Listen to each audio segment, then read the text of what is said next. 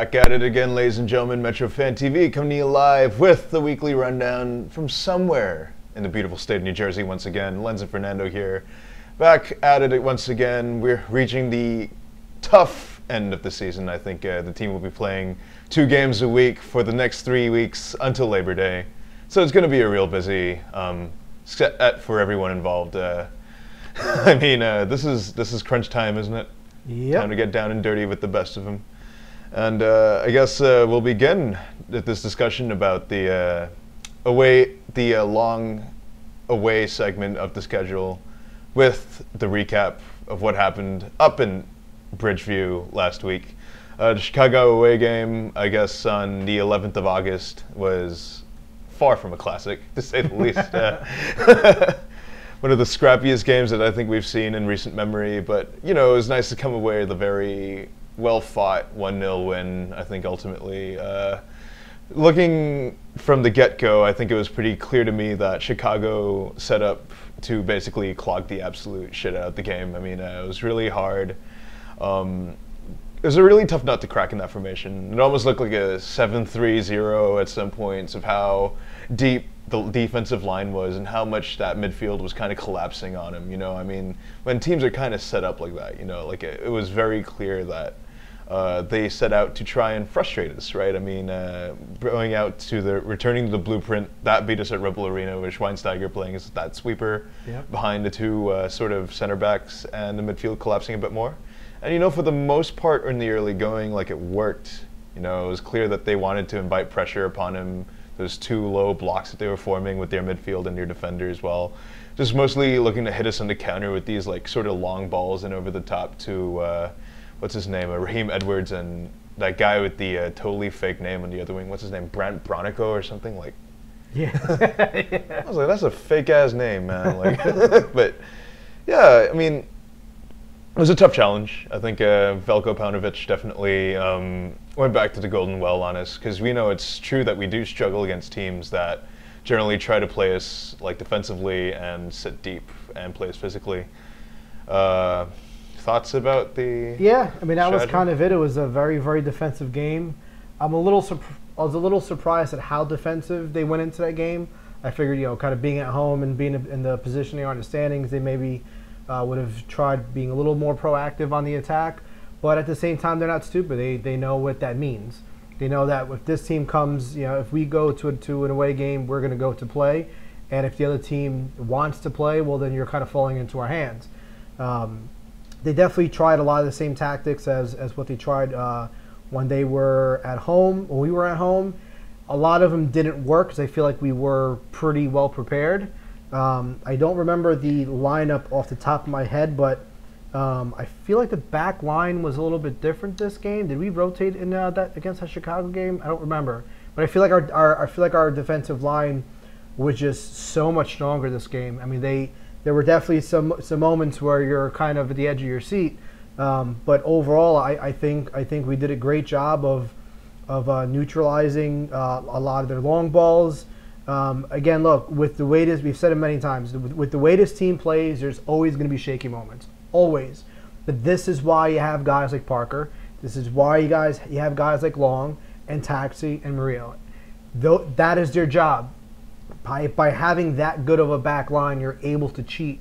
You're able to at times essentially play with just 2 center backs as your only last line of defense, because you're kind of relying on Amir and Taxi being able to really track back as fast as possible. So, yeah, there were some nervy moments, but I think we did okay, especially against a team that was bunkering, which is typically a style that we struggle against. But we'll get into a little bit later about how I feel like we're starting to see Armas unlocking a little bit of the mystery of how to defeat the bunker, which I feel like we eventually did. And you saw it a little bit, I think, as the half went on. Definitely, I think a lot of the reasons why we were having like so much difficulty, like having some semblance of fluid offense, was mostly because like they were just crowding the middle so much. They're denying a lot of space to Kaku. They were denying a lot of space to Davis and Adams, and you know. So I think when we talk about adjusting well to what Chicago were going to throw at us, like you could kind of see it a bit more as the half went on, and they started resorting to the wings a bit more. I think they started getting Royer more involved. They started getting Riza more involved, particularly. They pushed Amir and Taxi up a lot more to try and stretch to play and take away the pressure from this and relieve a lot of the pressure that was being put in the guys in the center of the field. And it started working, I think, towards the end of the half, because they started finding guys in space who were just sort of cutting in and finding the little gaps in space. There was that one really nice chance, I think, from Danny Royer, where he was just sort of playing the sort of roaming role in the offense. And he came in, I think, on the right wing. He usually starts out on the left. Came in on the right wing and a through ball from Kaku, who dropped a little bit deeper to try and get more touches on the ball. Yeah. And, you know, it was just that one really nice through ball that just ended up with a shot that Sanchez saved at the near post. I thought it was little things like that were really kind of nice to see, because, you know, once again, it shows that this team's not stupid. They're not just going to keep on doing the same thing, like waves crashing against the rocks of against the sea, you know? I mean, like, you wouldn't really see this sort of acumen under Jesse Marsh, I feel like. So, you know, again, like, very encouraging signs that they managed to switch the gameplay up a little bit and make these little adjustments as it went on. Yeah. And yeah, I mean, it's another game where, again, you can see adjustments by Armas. We mentioned in the last episode that I think now we're seeing that transition from the fan side of, like, just kind of, you know, the details being a talking point to actually being a real thing. I feel like if you really start paying attention, you're able to really start spotting a lot of the details and the differences in the details between Jesse and Armas, and where they make you know, those adjustments. I mean, and to your point about the defensive blocks, I mean, looking at the heat map, I mean, there's just two massive red blobs on Chicago's side on their defensive side, which was really, it just shows that they were just sitting back and just clogging the midfield, and we really couldn't do anything. When you look at our heat map, there's really not much happening in front of the 18, but then you kind of just see that very a very favored side on the right, to the point where, I mean, they're practically playing to the line. Yeah. You know, so there you saw more of that as the game went by, and you know, that eventually helped with some good chances. And so yeah, I mean, this is another game where it didn't look pretty, but look, it's an away game. It's against Chicago. It's against a very defensive team. It's against a team who beat us at home with a very specific type of way that typically does work against us. It worked against us with that game and other games. But again, you know, you saw some slight changes with movement between Royer, Kaku, and some other guys that eventually, you know, kind of broke the seal. Yeah, and you know, I think that right-hand channel particularly has been such a hallmark of this team this year, like creating the overloads out wide on the right, and then letting guys pack the box a bit more by, like, just sort of setting up in that right-hand wing. Second half, I think, the goal came off sort of the future taking a dig at the pass, shall we say. Tyler Adams. A little symbolic. Forcing a turnover off poor Dax McCarty. Sorry, Dax, but, you know, that's the future. The U.S. midfield you're going up against. Fuck you, Michael Bradley. I thought it was it's a very Red Bull soccer goal, you know, turnover way high up the field off of a set piece, I believe, quick pass out to Royer, and then, you know, I mean, like, that was a hell of a finish from Brad. I think it was pretty cool. That one little goal, I think, was sort of like a moment where we poked the sleeping bear, and Chicago tried and come out at us, because immediately Paunovic threw on Katai. Nikolic joined the game barely, I think 5 or 10 minutes later. Yeah. And then he capped it all off with a returning Michael DeLue, who was pretty good for him last year. So you're sort of starting to see that Chicago Megatron coming together again.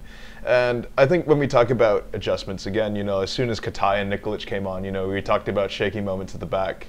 And there were moments where we did look kind of prone in the counter, right, because of how high the fullbacks would kind of push up to try and snatch a second maybe. And they were really exploiting that space, with Nikolic in particular coming really, really close off that one really nice chip, I think, on the counterattack that Robles had to pull out a really nice save to do. Nice save, yeah. And you know, when Wheel comes in, you know, of course you kind of just get like, what are you doing? Why are you taking out Kaku? But again, this is one of those tactical adjustments where if you look at things beyond just looking at a line and seeing, you know, two names being exchanged, you're able to see the tactical change, you know, the tactical changes that came along with making those roster moves, with the sub moves, especially when you look at what Katai and Nikolic were doing when they came in. So yeah, again, just, you know, more adjustments. Yeah, and you know, the big adjustment in this game particularly was the vaunted return of three in the back, but which I think caused a lot of us to be kind of nervy once we saw that Connor Lade was the one who was coming on, I think, to close the game out. But you know, like with how I think averse we generally are to this formation as a result of what went on in the first half in Columbus, you know, I personally thought that the switch to the formation worked this time, you know, and I think we kind of touched upon this last week, where three at the back works as like a sort of a mid-game adjustment more than like the starting philosophy or the starting formation that the team should be setting out. And, you know, I think it worked again here because, you know, I think two things stood out with the Lade substitution. First of all, like, he was tasked with going to the left back instead of right back this time. So, which you would know that left back, he was going up against Katai.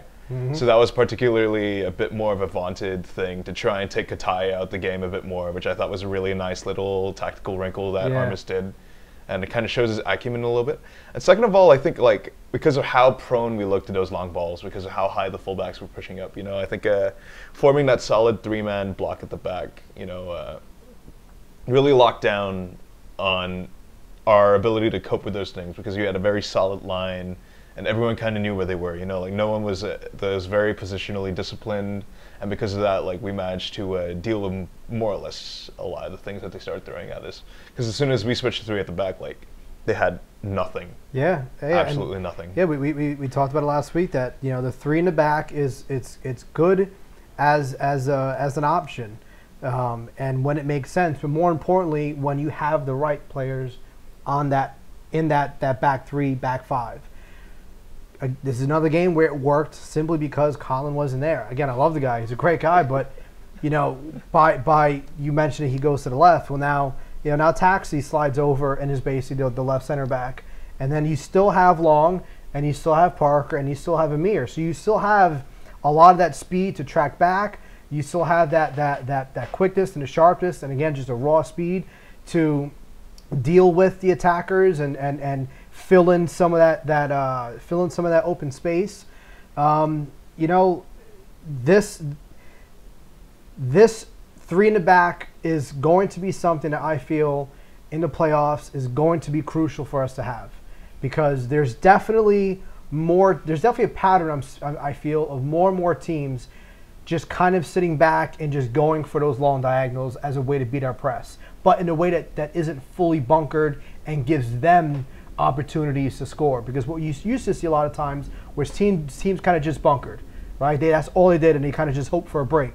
Montreal in 2016 showed that you can sit back but counter with long diagonal balls and still be threatening on the attack. And that's how they beat us in Saputo, actually. Exactly. That ball in over to Mancuso. So since then, we've seen this push of the three in the back, which, you know, the three in the back was a thing in 2016 also, but it happened in just small little moments. 2017 is when we saw a really big change, a move towards that. Now I feel like we're seeing the evolution of this in a way that's in response to a tactic that's worked against us.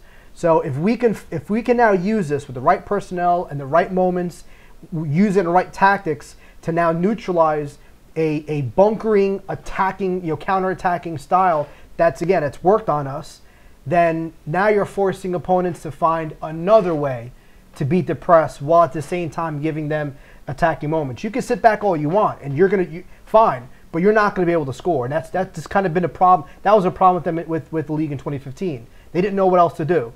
So if this new tactic that teams are starting to do against us can be quickly neutralized comes to playoff time, then I'm going to feel even better now going into the playoffs. Right. And I think to kind of round out our take on this game, you know, we had the debut, the one, the only AI, Andreas Ivan, I'm not really sure, but I believe he was pronounced Ivan on the broadcast by Steve Cangelosi.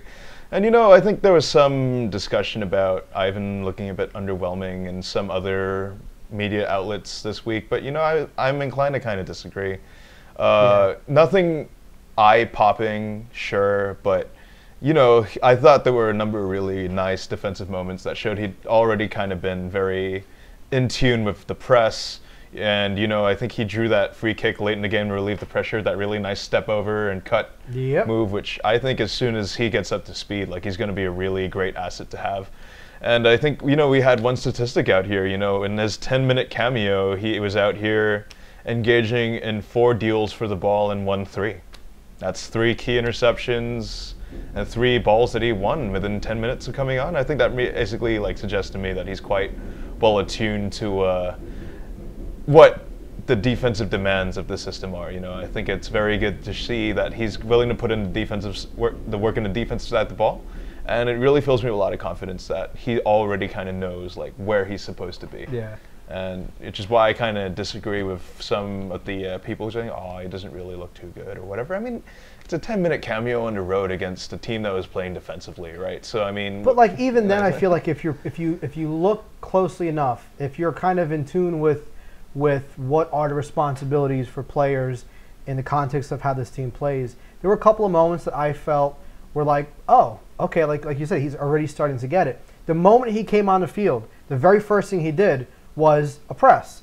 Nothing, again, it's nothing big, it's nothing massive. It didn't even create a turnover.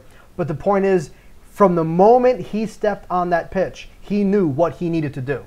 He knew right off the bat he knew what he had to do. A couple minutes later, there was a moment in Chicago when they were attacking. Actually, I'm pretty sure it was off a corner kick, where the ball bounces off Long. You know, Long has an aerial header clear, and the ball starts going towards out of bounds. And look, most of the time you just let it go, right? And just kind of reset yourself defensively and hope that you can create. You know, you can find a way to counter. What happened was Ivan basically just hauled ass to the line, kept the ball inside, and then Chicago ended up, you know, I don't remember who it was, but someone kind of just tracking alongside by him. Yeah. Andreas gets to the ball first. He stops it from going out of bounds, and then, you know, the Chicago player goes in for a tackle, and we win the throw-in. Little, like, people don't realize little things like that is so important, especially late in the match when it's 1-0. It was like the 89th minute. And at this point, you've already gone to a slightly more defensive formation. You now need to do the little things. It's the little things at that point that's going to determine whether you're going to win or you're going to lose or you're going to draw. And something like that, again, is just so small and insignificant on first glance. But again, in the context of how this team plays is important. And then in stoppage, right before the game ended, actually, there was that moment where, again, he presses, he wins the press, and as soon as it goes along what I mentioned before, where he does these little things to make sure that you know the attack is always going forward. So as soon as he presses and wins the ball, he kind of just gives his quick little, you know, flick pass right to Lade, and as soon as he does that, he's already going forward in the attack. And at that point, Lade sees it. All he has to do is kind of just head it back to Andreas. Andreas is now on the move. That's when he tries this little scissor thing between the two defenders. He gets fouled. Now we want a free kick. Yeah. Again, not massive things, but little things like that in the context of how this team plays, and just being on a road and in this league, those things go a long way. Yeah. And I think, like, you know, to echo Jesse Marsh, these are the differences between 3-3 and 5-1. Yeah. And we'll be coming back with more on tactics right after this. Never, never, never forget. Obo e toke. Wasureru na. Are kore sore taisetsu nano dore. Iranai mono sutechao. Iru mono dake aria shiawase nano ka mo shirenai daro. Arigatou. Ore wa ore no ashi de aruku. Kirei na kutsu. Mata yogoshimakuru. Shoelace hazusu. Air Force One.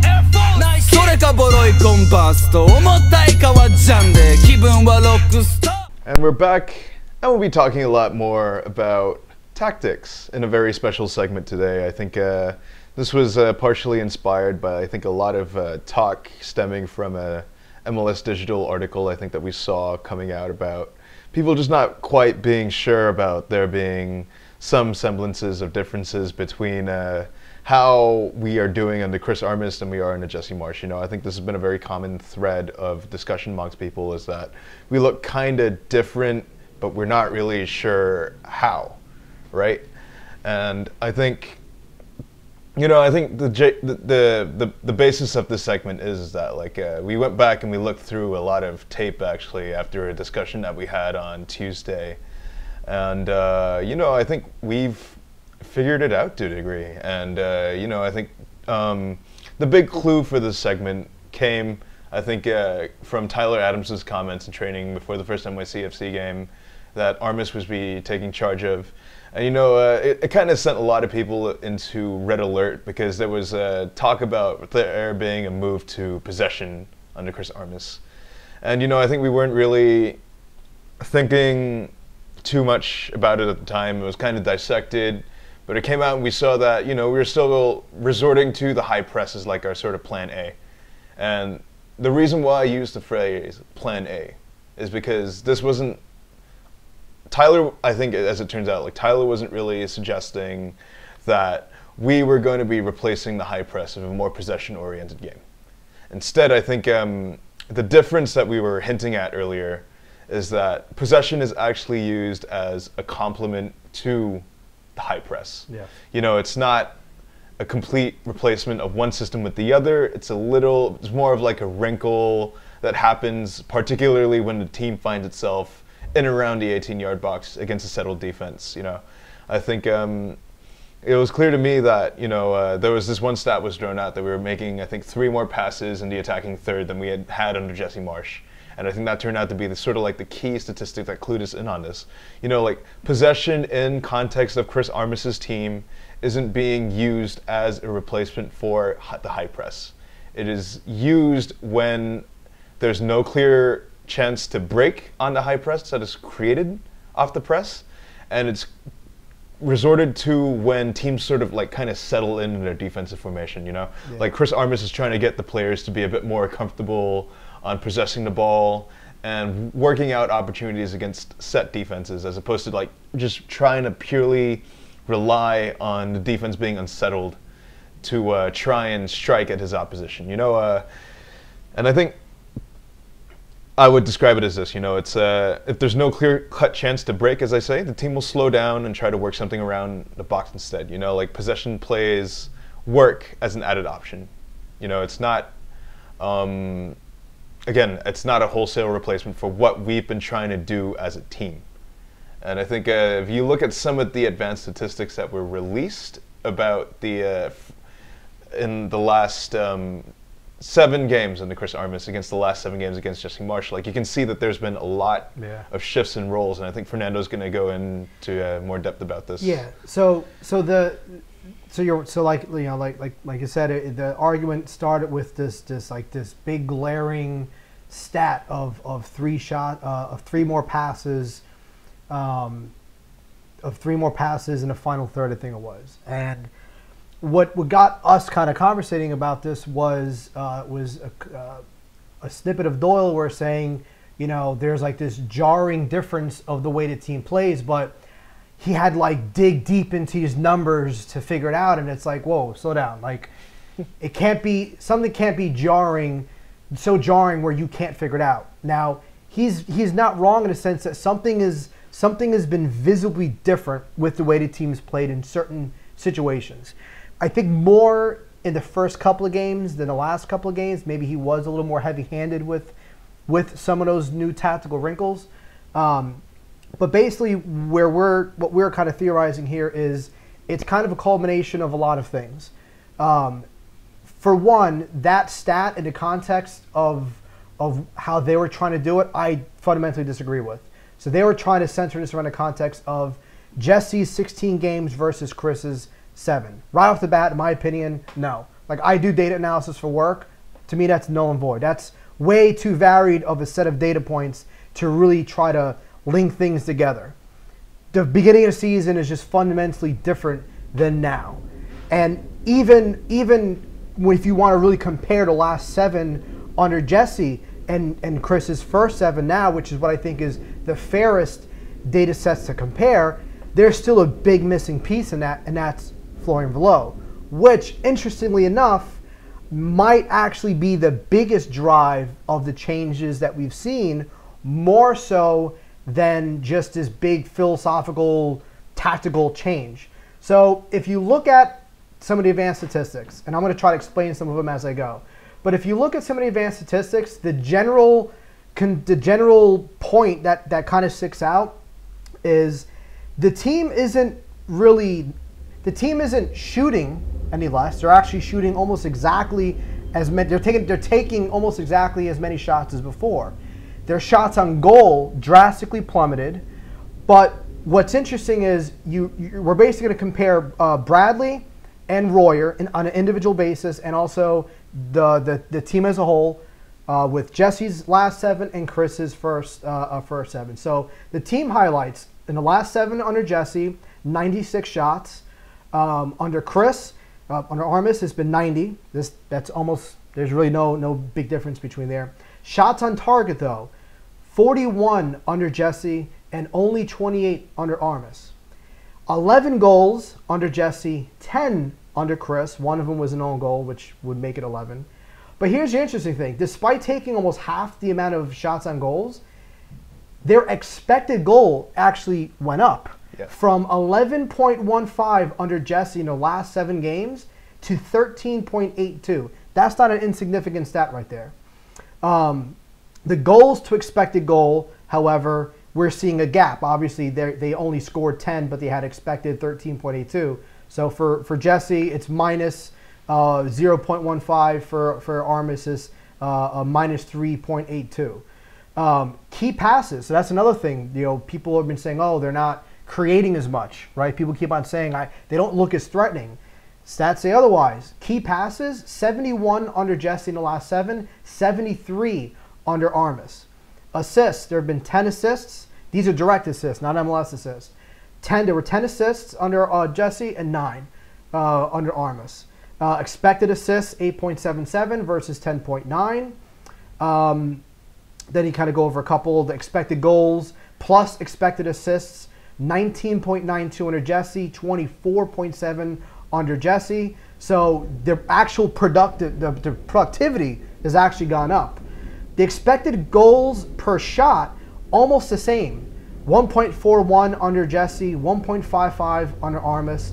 Expected assists per pass, 1.94 under Jesse, 1.89 under Armas. If you look at those stats, they're nothing. The only two glaring things is a significant drop in shots on goal. But despite having less shots on goal, your expected goals go up, and there's a reason for that. And we kind of go into this. It's because the tactics have changed right outside the box to where they're actually being put in situations where they can get better quality shots. Yes, yeah. And that's the most important thing when we talk about the difference between the expected goals under Chris Armas versus the actual goals that we have scored is that even though we are shooting less as a team, when we do shoot, we are generally taking higher quality shots that are more likely to, more often than not, result in goals. And the crazy thing about all of this is that we are also making these great passes that generally result in players getting credited with an assist. And for some reason, the ball just hasn't really been going in. And in spite of all of this, even though in spite of the fact that we are actually underperforming the level of performance where the metrics indicate that we should be playing at, we are actually still winning games. Yeah. So the crazy thing about all of this is that we have been on a winning run, and we are not even at the best that we can be. The scoreline isn't doing justice to how well this team has generally done at creating chances at the box. And that kind of makes sense too if you really look at some of the performances. The first half of some of these performances have been a little shaky. But some of it, we talked about it multiple times. The second half performances of some games, New England, Sporting against Kansas City, even though we lost, Columbus, we looked they looked insane the second half. Against LA, I mean, there are multiple games where there is a stark difference in the second half. So I'm not sure. We have a couple of theories of what's causing that as well. Yeah. But and I think when we talk about what's causing these performances, actually, I think the key to understand what Chris Armas wants this team to do in the attacking third was the first goal against LAFC. You know, I think this is what we deciphered as being sort of like the ideal goal of what Chris Armas wants to do, right? So there are a number of, I think, statistical things that indicated like a shifting roles, first of all. So we kind of see Kaku dropping back a lot more to the edge of the 18 to try and facilitate play. You also saw Brad dropping a bit deeper to try and sort of be this decoy for Daniel Royer to kind of move closer to goal. And I think I kind of characterize this as sort of being a shift to 4-2-3-1 in transition to trying to setting up this 4-2-2-2 once we're in and around the 18, you know, and Brad coming deeper and Kaku dropping deeper is designed on purpose to kind of allow Royer the license to tuck in from the left side and get into the box and to hunt space. And you can kind of see this because now he's taking shots that are closer to goal than Brad. So now he's taking, his average touches have gone from about 25 yards to about 16 or 17 yards now, so right? He's playing a lot closer to goal. Yeah, so let me kind of dive into that now. So I'm going to compare the some of the advanced statistics of both Brad and Royer under Jesse and Armas. So shots for Bradley, exactly the same as Jesse's last 7 and Armas's first 7 at 20. Royer, exactly the same, 17 shots.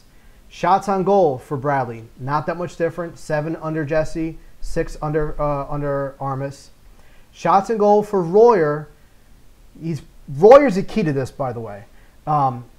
Shots on goal for Royer have actually gone down from 10 to 6.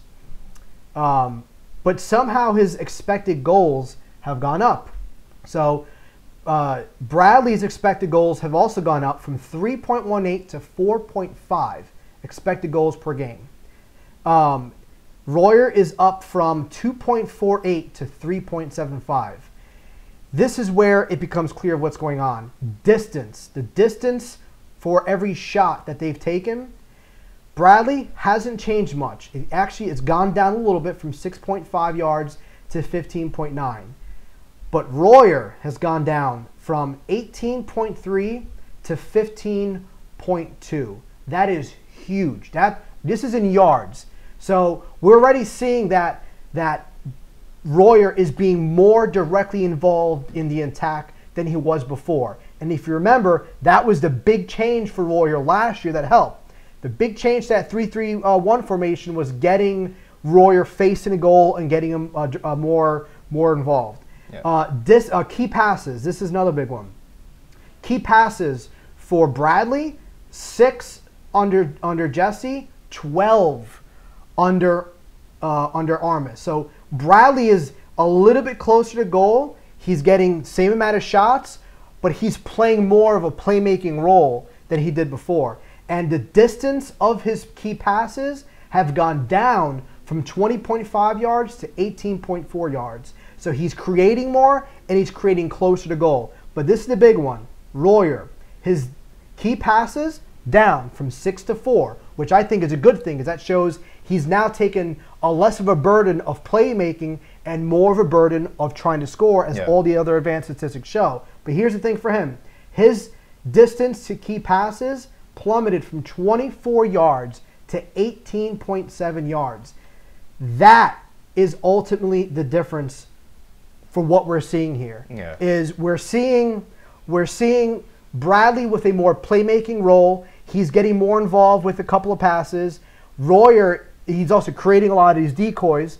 Royer is just so much more closer to goal now, and he's been tasked with less of the playmaking roles that have actually now been offset to Kaku. He's actually getting, believe it or not, more of a playmaking role. I didn't put his stats down, but his stats have gone up just a little bit.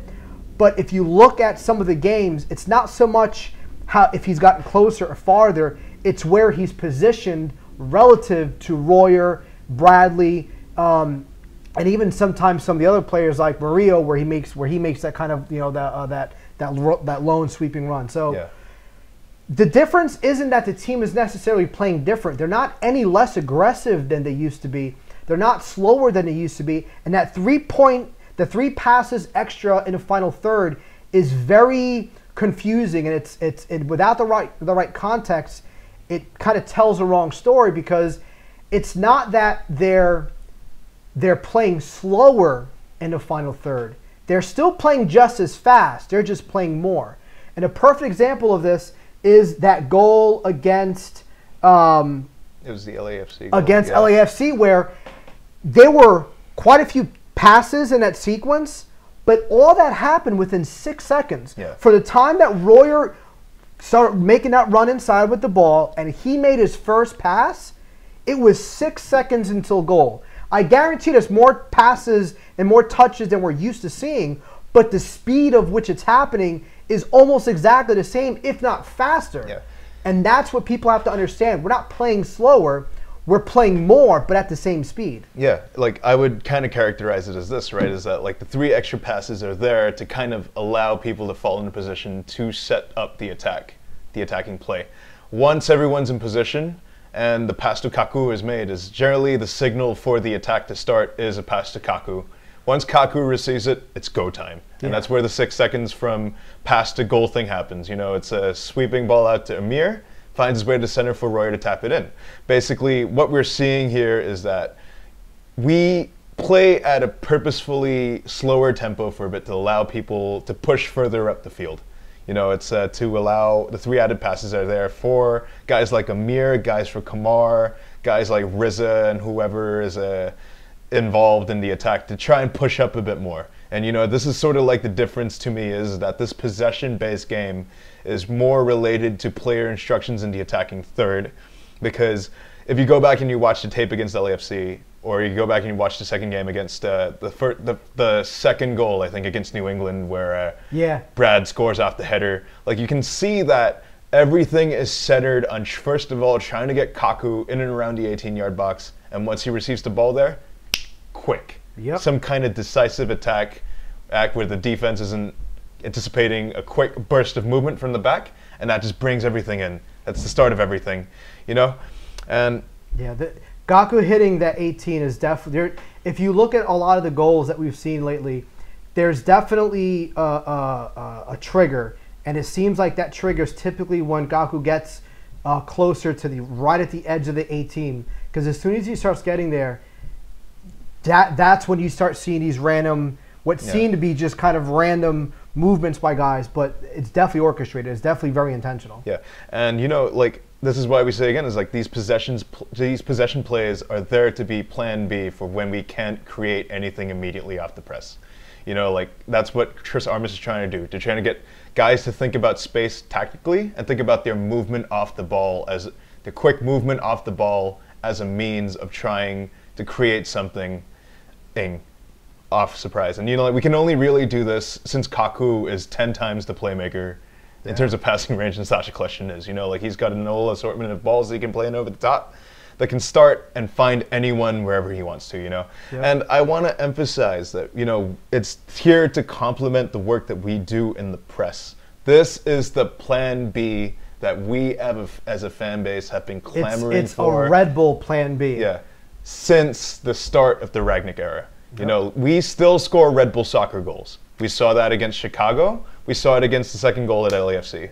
But I am convinced that these sort of quick possession sets, where we sort of slow everything down for a bit, but then strike quickly once everyone's in his position, is the plan B that we need to beat teams when the press doesn't work. Yeah, it's not changing the team's philosophy to a core. It's complementing it in maybe a slightly more traditional kind of way where, you might quote unquote hold the ball more, but you're holding the ball in a very kind of Red Bull way because you're still playing fast in those passes, in that possession to create these moments to boom, just kind of catch them, which is essentially how this team plays. So. Yeah. And we'll be coming back with the previews for the next 2 games right after this.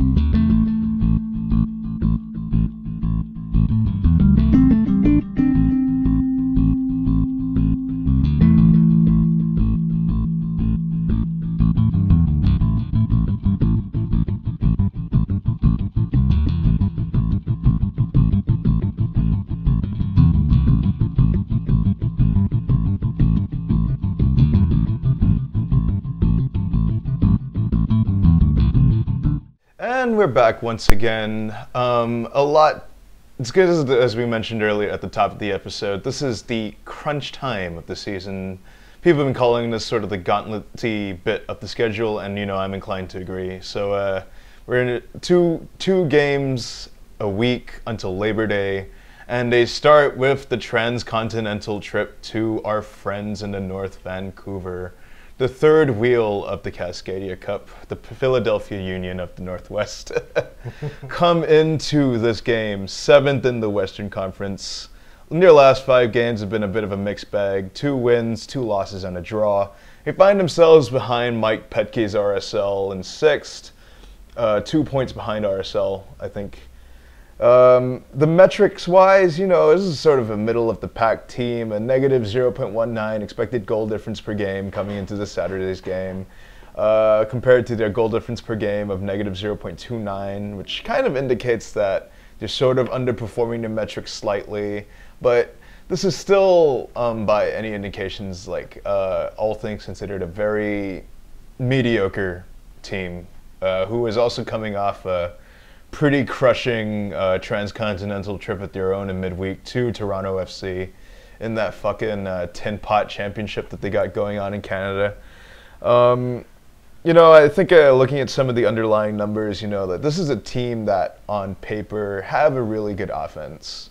They don't have difficulty scoring goals per se, but their Achilles heel is their defense. They will score, but they also have difficulty keeping opponents off the board. And I think we saw that by the fact that they managed to put 2 on Toronto at BMO, but then conceded 5 goals.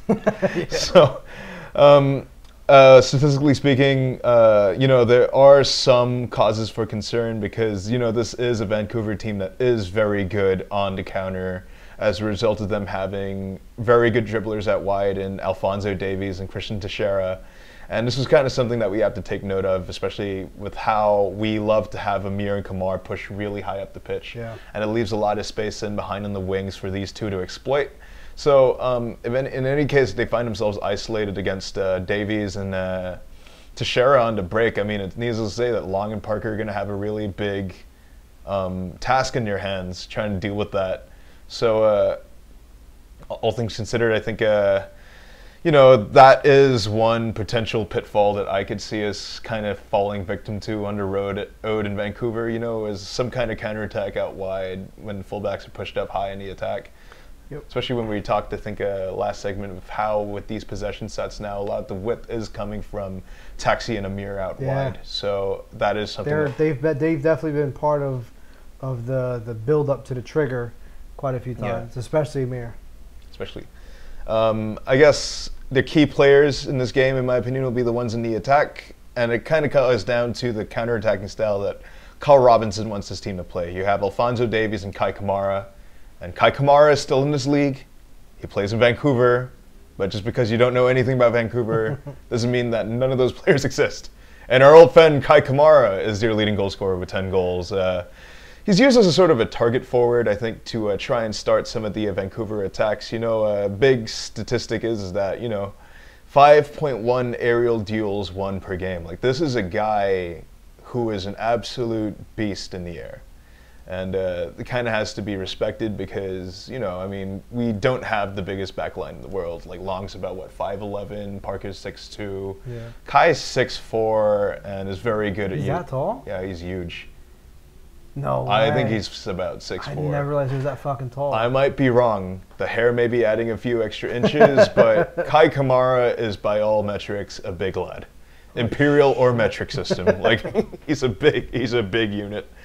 And I think as an aerial focal point, I think you can talk about how some of his hold-up play and his strength on the ball is going to be key in helping Teixeira and Davies and Reyna kind of push up in and around him on the counterattack, and once again, if they happen to find Kamara with a long ball over the top and he'll just hold it up for one of the guys streaking on the wings, we're in trouble then. I think there's the last time we won in Vancouver, I think in 2016, was the result of having literally the most useless player on an MLS, Eric Hurtado, leading the line.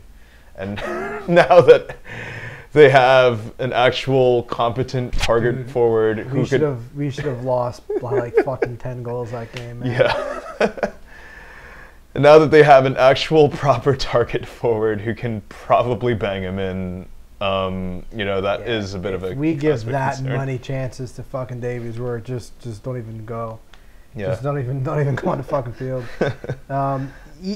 One thing that makes me feel okay about dealing with Kai Kamara in the air, as good as he is we have an equally good defender in the air. Long is, I think, second in the league in aerial duels 1, and Parker, I think, is like 8th or 9th. So we basically have like our two center backs are basically the best center back pairing in the air in the league. So they're going to be tested for sure. It's going to be a battle of height and battle of positioning, and I wouldn't be surprised if you might even see a couple of head knocks this game or something between them. But that's going to be an interesting thing to look.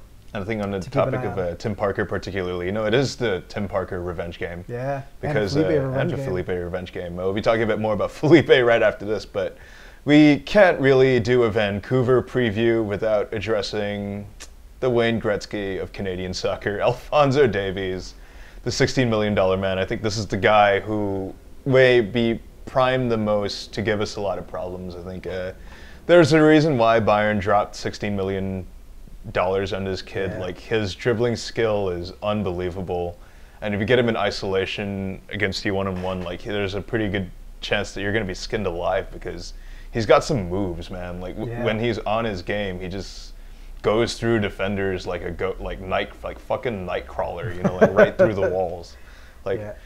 And they use his dribbling ability as a very big part of their play in the attacking third. Like, he is the expected assist leader at 5.64 on the season, and a lot of it, again, comes from his ability to beat men in one-on-one situations and draw defenders to him. Yeah. And it opens up a lot of space in the center for a crashing Kamara or crashing Teixeira or Reina from the other wings. I mean, like, I think he starts on the left generally, right? So he'll be going up against Amir. Yeah. So, that's going to be a pretty big test of Amir's European prospects. I have this nagging fear that he's going to start this game with 3 in the back to deal with that. Exactly, yeah. And I just want to go on record in saying that I will not be happy about it, but I guess I can understand it, even if I don't agree with it. Yeah. But on the road against a team like that, I don't agree with it. Yeah. But I can understand where his mind is going if he decides to do that. If the back 3 does not involve Colin, I'll feel better about it. But I'm not. I don't know. I just have this weird nagging suspicion about that. It comes in partially, I think, as well with the rotation being a huge factor with all the games that we have on the slate. I think I personally want us to see us go out with our best lineup against Vancouver, because this is probably going to be the most winnable away game in that stretch. I think City at Yankee Stadium is a fucking shit show, as it always is. And also, to add to my concern, also is actually some of the comments by some of the players, even Chris, during the On the Record that was released today, where some of them mentioned that Vancouver is very good at sitting back and countering, which is, that's typically when you start seeing a little bit more of a 5 in the back, because their way of countering is going to be the diagonal long ball. So, sorry, I didn't mean to interrupt, but that's no, I think it's essential. I think because like I said, there are some red flags to take note of, especially considering that our record at BC Place isn't great, and I think I wouldn't be surprised, and I don't endorse it either if we resort to some kind of a bit more defensively solid formation to kind of deal with the threat that they have in the counterattack, and I don't like it again, but hey man, you got to do what you got to do, I guess, to try and bag points in the road. Rounding out, I think, this bit of the roundup, we talk about the Felipe revenge game, and he is a very integral part of their build-up play. He is the expected build-up leader at 5.92 per game. And, his ability to recycle possession, I think, has been a pretty big factor at in the way that they try and go into the attack. I think we saw this a lot while he was here at Red Bull. Felipe is very good at making smart own decisions on the ball and not really doing anything too stupid. You know, he's a very good all-rounded player, and he's shown it. He's been a very valuable contributor to the Vancouver offense, judging from these stats. So with all of the offensive firepower in mind, I think we'll turn our heads a bit to what we can potentially strike against Vancouver, and that is the fact their goalkeepers are terrible. Brian Rowe and Stefan Marinovic are both bottom 3 goalkeepers this year in terms of expected goals allowed versus goals allowed, where they've been just horrendously underperforming their metrics. Yeah. Marinovic, I believe, is actually statistically the worst goalkeeper in MLS this season, and Brian Rowe is the 3rd worst. The second worst in MLS used to be the worst goalkeeper in MLS, David Ousted, but Marinovic has been bad enough in recent games that he's kind of tanked the bottom of the things. So this is also a team like I talk about Felipe being very good at recycling possession, but the rest of the team isn't very comfortable on the ball. You know, they struggle keeping possession, which I think bodes well if we come out in the press, right? Yeah. You know, like Vancouver are a better team when they come out and playing direct and hitting us with their dribbling ability. But if we manage to deny the dribblers the space that they need to operate, and we force them to play more of a sort of passing-oriented game, you know, like I think it bodes well for us in terms of our ability to generate turnovers against teams that aren't comfortable with passing. So it's sort of like a toss-up for me to a degree. You know, it's the facet of recovery defense against the wingers out wide, against their ability to deal with the press and pass through it. Should we deny them the opportunity to dribble and break into counter as much? And you know, I think this really boils down to how much the ability that we have shown to contract and expand the field of play at will this season comes to BC Place. You know, and if we manage to force them to play our game, I could see us coming away with a result. But there's enough of a red flag here to make me think that. I'm gonna go with a 2-2 draw. I feel like this is a team that can sneak 2 goals through us in kind of a weird, fuck, did that really just happen kind of way? But we should be good enough to get in at least 2 goals against what's a pretty shitty defensive team. I'm going to cheat a little bit and throw out 2 outcomes. I could see us either winning 1-0 away from home, or it's some kind of 2-1 loss. You know, I could kind of see this being an L, unfortunately, which I kind of don't want to, especially considering that we have those fuckers barely 3 days after at Yankee Stadium, NYCFC, our old friends, second in the Eastern Conference going into these weekend slate of games. We do have a chance of going first in the table if we beat Vancouver, which could knock City down to 3rd. The big hurdle, I think, standing in our way is the fact that it's still undefeated at Yankee Stadium. Vancouver got a really big draw out of them. I think they have been slipping up in recent weeks. 3 wins, 1 loss, and 1 draw in the last 5, and the results that they didn't come away with a win came against teams from Pacific Northwest. So losing away to Seattle the weekend before, and then tying Vancouver at home. They are coming off a 3-2 win away at Toronto, but they kind of didn't look good in that game. Struggled to really make much of the man advantage that they had most of the game, and that's with that guy David Villa back in attack. You know, I think there's been some talk about the Vancouver tie being a sort of canary in the coal mine moment for him, where they might be spluttering out towards the end of the season like they did last year, but who really knows, I think. Team news for NYCFC is that Villa, of course, made his return against Toronto, but Sean Johnson might also be back. And the key man for them this season has been Maxi Morales, who's kind of stepped up a lot, I think, in Villa's absence. He's the expected goal chain leader this season, which kind of indicates very good all-around play for him. So he's kind of like my man to watch, I think, coming into this game.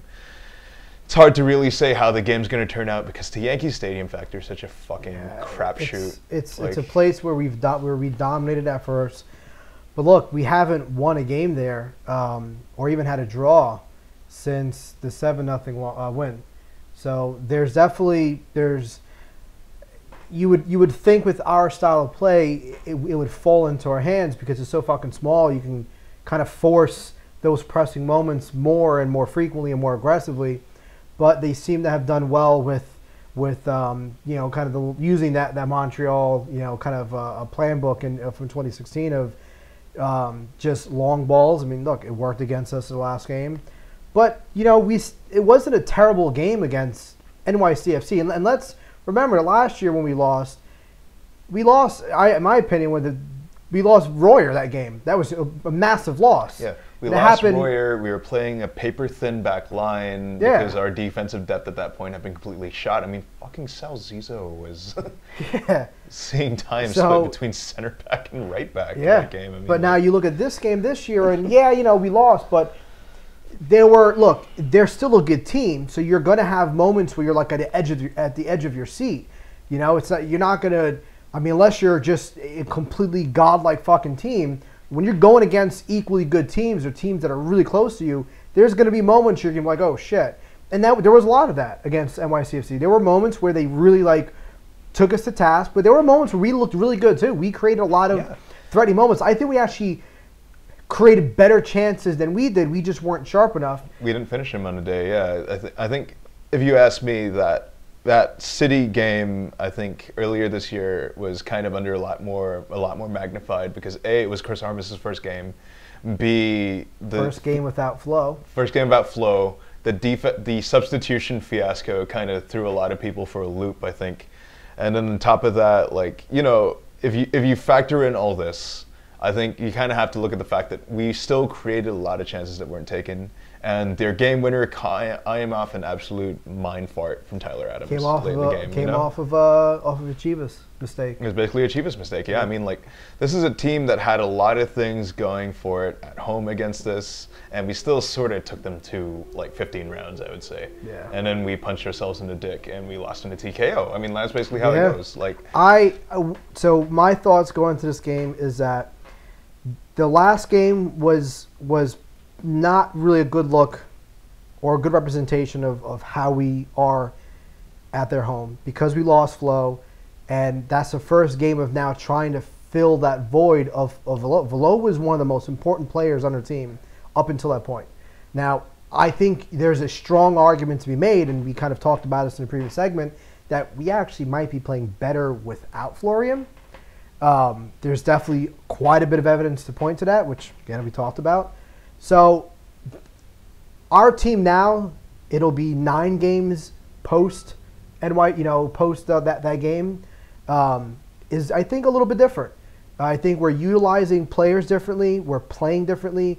We have Rizza back, which I think is huge, and he also has a bigger role than he did before. Armas has shown some very good adjustments, game day management that really wasn't there against NYCFC. I haven't seen an equal amount of progression under Torrent over his 7 or whatever games since he's taken over as Armas has. Yeah. I think we've evolved more, and that evolution, I feel good about going into this game. We're going to see better game management. I feel like we've definitely seen a nice tweak of our tactics to go in there and have a good show. I think we're going to go in there. We're going to win 3-1. You know, I kind of share the positivity in my prediction for this result. I think there's enough road signs to suggest that I have confidence that Chris Armas can come in to this game on Wednesday and get a result. You know, I think, and I can see us winning maybe 2-0. I think I'm going to come out and say 2-0 win. I think away from home, Yankee Stadium, and you know, I think once again, it's like what you talk about. I think Armas has shown enough in the sample size that we know that this team can perform at a much higher level than what we kind of saw, I think, at the first game against City at Yankee Stadium. And I think he's going to learn from that. He's going to apply some really good lessons, and we're going to come out away with a win. And it's going to see us maybe get about 4 points, I think, from these 2 fixtures, which I think is nice.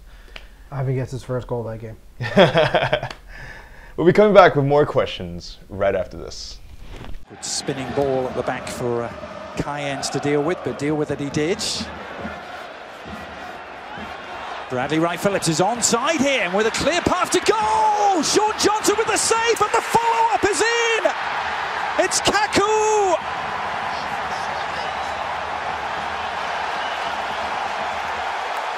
What a start for the Red Bulls. Want to do to you?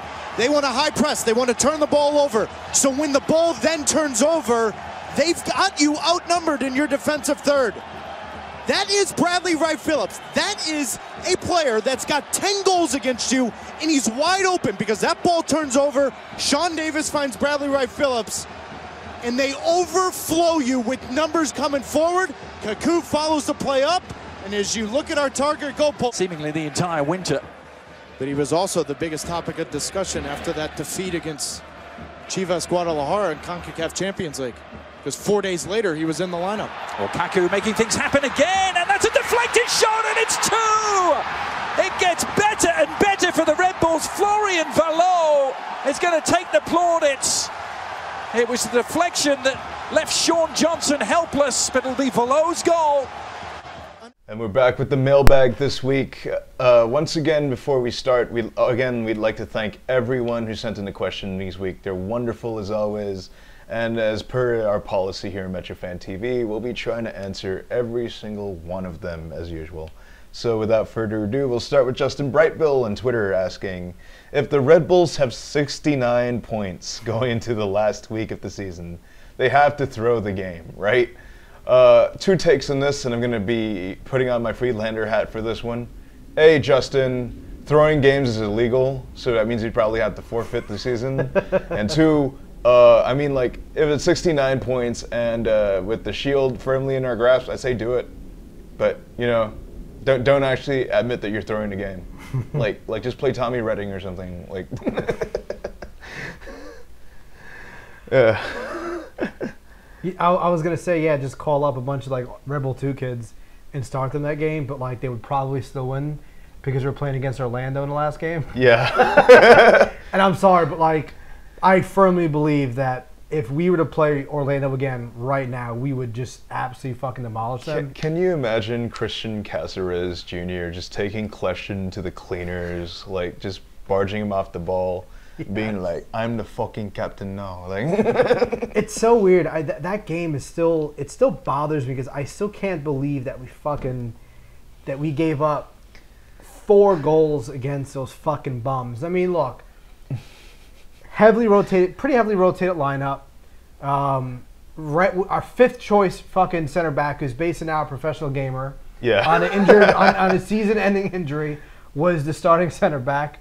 I think Colin came in that game at some point. Colin started next to Redding, I believe. Oh, God, that's right. So yes, because Fidel was in. Wade and Duncan were our fullbacks, and we did lose to 6 gods who were playing with 10 men for the last few minutes of the game. That's right. Yeah. And we also got fucked on that call. Yeah. I mean, apparently you can tackle the keeper into a fucking goal. Yeah, so. I mean, considering the circumstances, a lot of things had to go against this for them to get a result. So. Yeah. You know, I would like us not to throw the last game of the season because I'd just love to see Robles lift the shield while Kleshin looks down despondently.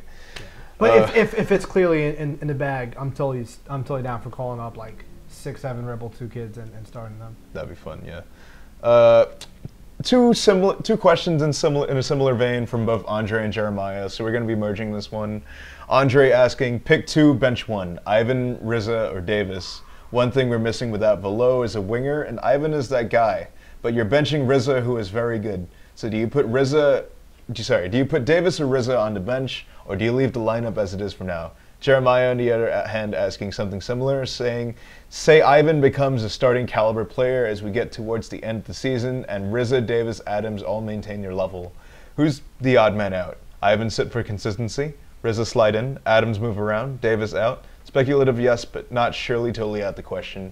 And the way that I would approach this is that if you look at the way that we've set up the first team this year, we already have 2 untouchables in that midfield, and their names are Sean Davis and Tyler Adams. Yeah. So I think we have to say that those 2 are probably going to remain in the midfield for the foreseeable future. The question of whether or not I think Riza or Ivan, to me, boils down to who wants it more going forward. Who shows it more going forward as well. And, you know, I think I wouldn't rule out exactly like this thing where Ivan and Riza can be brought in or brought out of the lineup depending on you know, the tactical like matchups. You know, we need someone. Especially Rizza, since he can play in so many different positions, both Yeah. on the defensive side. He can play as a defensive mid if he had to. Yeah, I would think if we need someone who's a bit more of a wide threat, direct out wide, we'd move to Ivan. If we need someone to help us control the ball a bit more in midfield, and sort of act as that roaming tertiary safety valve / playmaker for Kaku, like put in Rizza. You know, there's a lot of options that I think this opens up for Chris Armas going forward. And is the reason why I think, you know, the two that you certainly do start every game are Davis and Adams.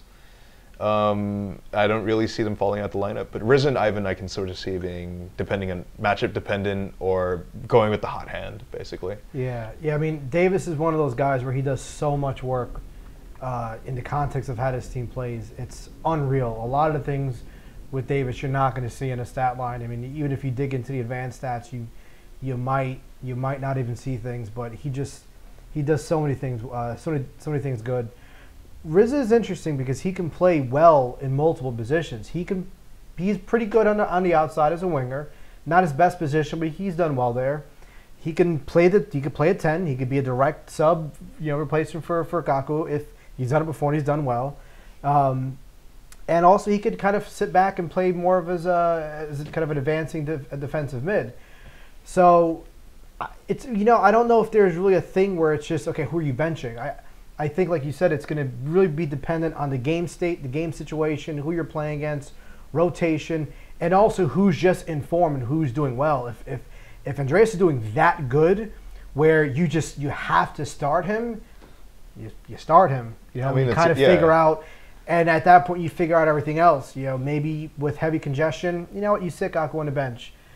For the start of the game, you put him in the 16th minute or something like that, and you can maybe not even sub out Rizza. Maybe you can move Rizza to a different position, and there's a lot of flexibility there, I think, where I don't think we should be too concerned about who's going to be leaving a starting 11, who's replacing who, mostly because, again, Rizza is so dynamic where as long as he is on the field, you can kind of move him around in different places and still get the best out of other guys. So, I don't know. Davis has to start. Yeah. And like you said, you just go from there. Yeah. So I think to answer your question, Andre, I would pick Rizza and Davis for now. But Ivan obviously is, you know, to kind of remains to be seen. Like if Fernando says he catches on fire and becomes like a must start, it's nothing but a good sign for us. Yeah. Because it means that we've become even deeper as a result of that. Brian asking in Twitter, soup or sandwich? These are two very beautiful food items of a lot of versatility and a multitude of options, but you know, I mean, like I can still get my seafood fix by eating a sandwich, so I'm gonna roll with the sandwich. Got a whole variety of options. And imagine that just eating liquids for the rest of your life would be kind of sad. Because then you can play around with like what bread, meat, filling, and everything. Sandwiches are a wide variety of things, and they also include hot dogs. So, sandwich. Yeah. Yeah. I went there. Soup is not food; it's a drink. Whoa. Okay. Whoa. Soup is a food item that is consumed like a drink, sir. Like, I'm not going to walk into a store, right? I'm not going to walk into Starbucks and say, give me chicken noodle soup, like, on the tap. Like, no, but you could theoretically have soup in like a cup, like in a big cup, and it wouldn't change a thing. Dude, do you put soup in a sippy cup and have your child drink that shit? Like, I mean, you could. You theoretically could. But why would you want to? I don't know. Less of a mess in the car? I don't know. Soup is great. I mean, you could have some really good soup.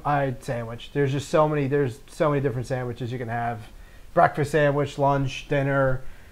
I mean, this is insanity to me though. Like putting soup in like a fucking sippy cup. Like you're gonna have like the lentils are gonna get stuck up against a bottle and shit. Like if it's lentil soup, like think of all. It's a cleanup either way because you're gonna have all these bits stuck inside. So an angry child is gonna throw it in the back seat. Yeah, exactly. Food everywhere. Like, it's gonna be hot and it's hot. Like it's gonna have like hot food items spitting everywhere in the back of your car. Like I don't think I really want that to happen. So sandwich, less of a cleanup. Still a drink. And it's probably more filling. Anyway, at Mucho Trabajo asking on Twitter, like, which DMX song would encapsulate the team this year? This is kind of an age question. This is a very age-loaded question. I wasn't really listening to hip-hop when DMX was one of the biggest names in it, but I am familiar with some of his work. So of the surface-level familiarity that I have with DMX, X gonna give it to you, because I think this team's gonna give it to you anytime you step on the field. You know, it's just going out there and just fucking dudes up with the high press. You know, I think that's sort of the agenda this year. You know, so yeah, X gonna give it to you. Yeah, I don't know. I haven't listened to DMX in a long time.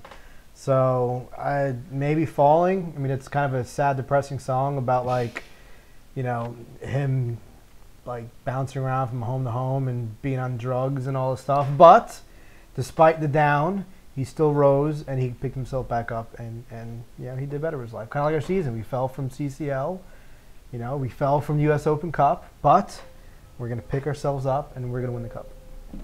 Oh, that's actually really, I like that actually. That's really poetic, guy. Casey Jones asking on Twitter, thoughts on how long it took our league assist leading, nutmeg assassinating Kaku to become integrated into the rotation. Missing out on a CCL match he arguably could have made an impact on, while Ivan slid into some garbage time minutes a week ago after joining the club.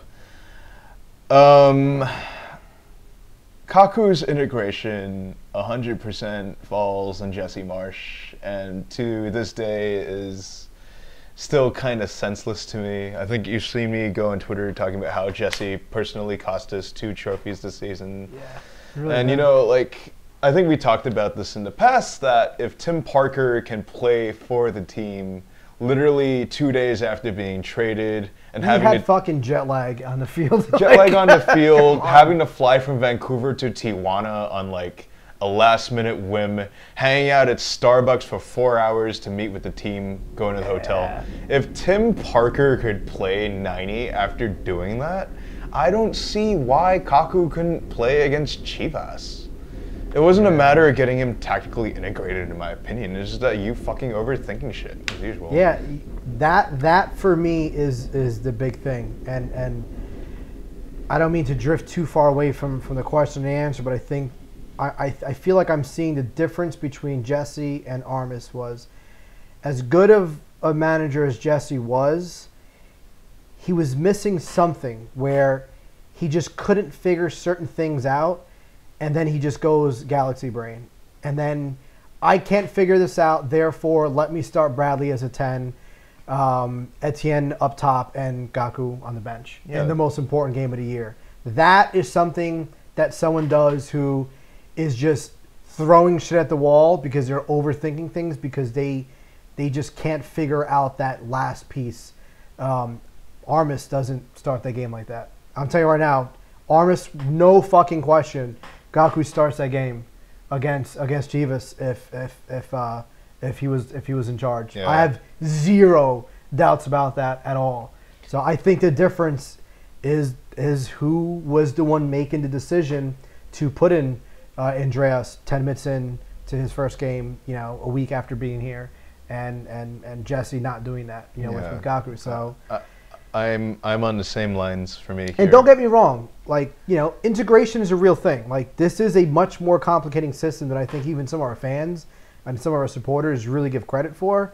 But sometimes it kind of doesn't matter. Like, you had just dropped $6 million on somebody who you said you brought him in because he had the characteristics. You got to let him do his thing in a game like that. Like, you go out swinging, you know, and he didn't. So, yeah, I think the difference really just comes down to that. It just comes down to Jesse versus Armas. Yeah. Thanks, Jesse. Rounding out the mailbag this week, David Morera in the discussion group asking, if we win MLS Cup this year, will the parade be in NYC or Harrison? David, I have dreamed about this moment many, many times in my dreams. I've seen Luis Robles with the cup on the top of a bus in the Valley of Heroes, Canyon of Heroes, I'm not really sure what's Canyon, right? Yeah. You can tell that I'm not from the area. You know, like I just betrayed myself right there. But you know, it would mean a lot for the parade to be in New Jersey, in Harrison. If they have it at Red Bull Arena, I think that'd be a really cool thing, because I think Portland, when they won, held theirs at Providence Park, right? Yeah, I think so. So we could do the same at Red Bull Arena, because I don't really know if MLS has that draw where you're going to have like ticker tape parades through FIDI right about yet, but I think it would especially mean a lot to the fan base if the celebration for it happens at Red Bull Arena. You know, I think, because that's our home. It's not going to happen in New York City. I'm going to tell you right now, there's a 0% chance it happens in New York City. Honestly, I just don't think it's that big. It's not that big of a draw to attract that kind of people. I mean, let's be honest. Can the front office realistically trust the fan base to show up to New York City for something like that? Because that would be kind of embarrassing if they go and spend all this money, all this time on some big parade in New York City, and then, like, you know, not that many people show up. You know? And I think that what's particularly telling is that like a significant amount of our fan base is based in New Jersey anyway. Yeah, know, and the funny thing about that is we do have a bigger fan base in New York City and just in New York in general than people realize, like way more. It was like a 50-50 split, I believe, right? Yeah. It definitely skews towards Jersey, but it's not like 70-30 at all. It's definitely way better. It's closer to 50-50 to 70-30. Right. But yeah, let's just be honest. It's going to be in Harrison, and it should be in Harrison. Look, the whole thing with name, New Jersey, New York, that's all bullshit. This is such a culturally connected area. You know, if you want to be a dick, sure, you can fucking jerk off over this invisible fucking line that goes down the fucking Hudson River. But for anyone, any normal human being that's lived here, you know, there's definitely a portion of people who live in New York who are definitely anti-Jersey for whatever dumb reasons they have. I mean, I've experienced this with people outside of sports. But for the most part, they're just so intertwined, so culturally and economically connected. It doesn't fucking matter. Like, throw it in fucking Harrison. That's where we play. You know, push for that real hyper-local thing. And everyone knows how to get there. Like, it's just have it at fucking Harrison. Yeah, and especially not just in Harrison, at Red Bull Arena, because that would be great if they come home, like, you have some kind of procession if we win it, somehow have to go away to win it away from home, and they come back through Newark, Liberty, and then go straight to Ripple Arena for some kind of procession. Like, that'd be A1 for me. Yeah, down Frankie Rogers into, what's that street, Riverbend, right into Red Bull Arena, and just have a big celebration on on the boulevard. Yeah. You know, that seems like the most logical thing in my opinion. Yeah. Yeah. Will it happen this year, though? I mean, I think it's best of a chance as any. But regardless, you know, when we talk about championships, these next few weeks are going to make or break your season. This is the start of the gauntlet, ladies and gentlemen. Yep. And, you know, anything that happens at this point, because this stretch of the season is where champions are made. And I believe that if this team wants to have any semblance of coming away with silverware, you know, we have to prove ourselves at this time. And, you know, we'll be right there with you every step of the way. But for now, it's MetroFanTV on the Weekly Rundown saying peace, and thanks for all the questions once again.